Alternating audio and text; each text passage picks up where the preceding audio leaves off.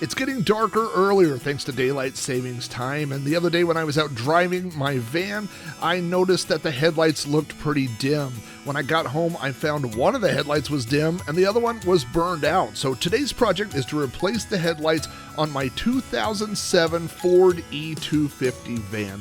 I'm not a car mechanic. I'm not even that good at working on vehicles, but I thought this was pretty easy. If you watch this video, you'll see exactly how to do it. It doesn't take very long at all.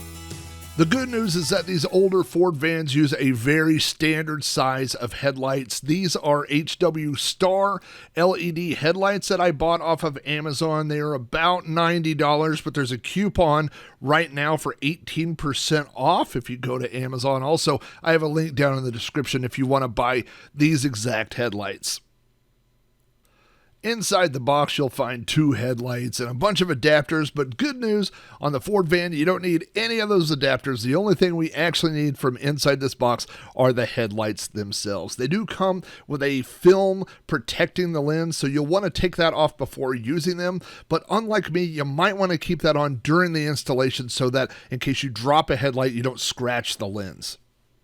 The first thing you'll need to do is pop open the hood. Fortunately, everything is located right front and center on this headlight replacement. It is so simple to do. You really only need two tools for this project. The first is a 7mm socket or a 3/8 inch, and the other one is a Phillips screwdriver. Now you can use a drill in lieu of a Phillips screwdriver, but these screws are old and sometimes brittle, so you might want to, when tightening, just use a Phillips screwdriver instead. Again, there are two bolts on top of this plastic housing that surrounds the headlight, and we'll need to remove that. These are those 7mm or 3/8 bolts.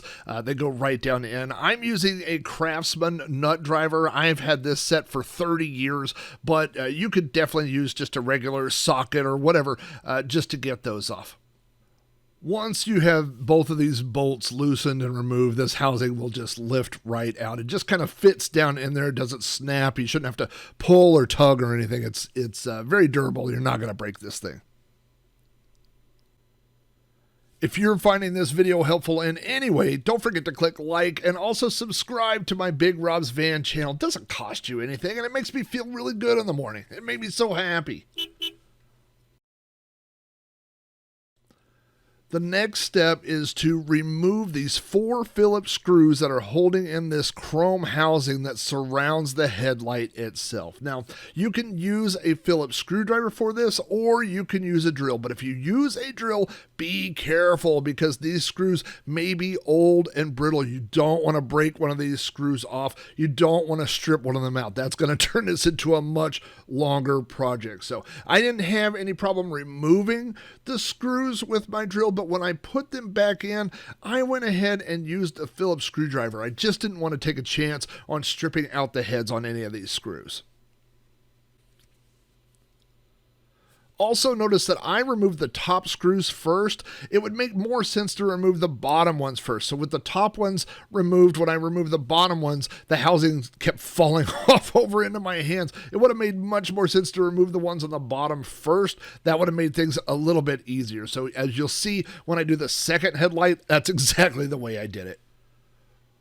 For the fourth screw down here, you can see I switched to a screwdriver. I was just afraid the drill was going to strip this one out. You can also see me fumbling with the housing as it's falling directly onto where I'm trying to work. But with that screw out, this chrome piece comes off, and that's literally the only thing holding in your headlight. Now, when you remove the headlight, you'll see the plug connected to the back. Don't pull the wires of this. Grab the actual plug, wiggle it back and forth slightly, and it should just disconnect right from the rear of the headlight. There's no clips or anything. It's just a straight, direct plug. With that removed, you can see here's the headlight. This thing is filthy as doo-doo and totally needs to be replaced.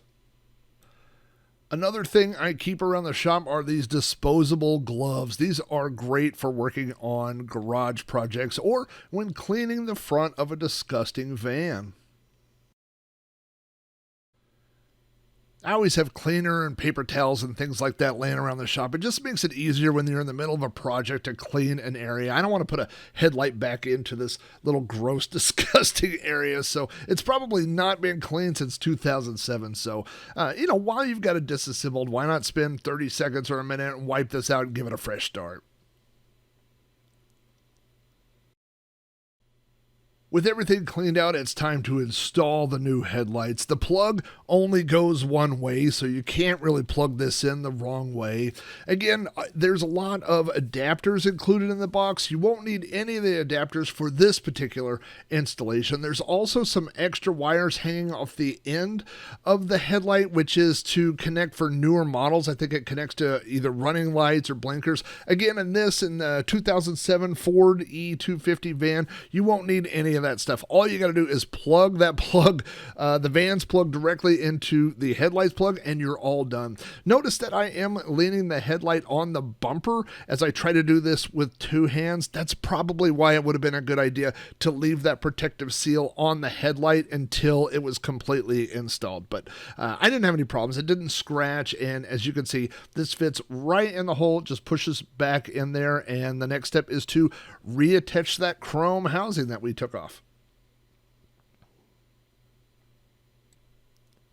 Now, this may look pretty scientific, but I don't know what I'm doing. But I decided to put the screws in opposite corners. I went upper left, and then I did one on the bottom. So that way I could get all four screw holes lined up. And then once I had screws in all four holes, I went ahead and tightened them down as much as possible. Now, before you tighten everything down and seal up the entire enclosure, it's a good idea to make sure that the headlight actually works. And so that's what I did. I went in and turned the headlights on. I tried the low beams, the high beams, and made sure that everything lit up before finally attaching all the screws and tightening everything down. Again, to put these Phillips screws back in, I just used a normal screwdriver. You can use a drill, but if you do, again, be careful. You don't want to over torque it. You don't want to strip these things out, and you definitely don't want to break one. So it only took me a minute or two to put them in with a normal screwdriver, and so it wasn't really a big deal. The final step is to replace that plastic housing that goes around the headlight assembly. Again, this just kind of falls into place. There are no snaps or tabs or anything on mine. It fits down right into that little spot, and then just put those two bolts back into place to hold everything together. As you've probably guessed, replacing the other headlight is exactly the same. All you have to do is remove that plastic housing by removing those two 7mm or 3/8 bolts on top. Remove the 4 Phillips screws holding in the chrome trim piece. Remove the old headlight. Clean out the headlight housing area. This is optional. Connect the new headlight.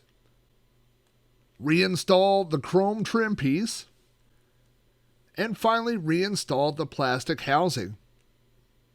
By the way, it looks like my old headlight was full of water. That can't be good. By the way, do yourself a favor and buy one of these magnetic telescoping rods. I bought this off Amazon. They're not expensive at all, and they are super helpful for retrieving all the screws that will fall under your van during projects like this one. Before you put all your tools away, do one final check and make sure that everything is working. And if it is, it's time to find a place to put those old headlights, pile into the van, and go out on another adventure. If you found this video helpful, be sure to click like below. And if you like me, be sure to click subscribe. That's all I've got today. Thanks for watching, and hopefully we will cross paths out on the road. Take care, everyone.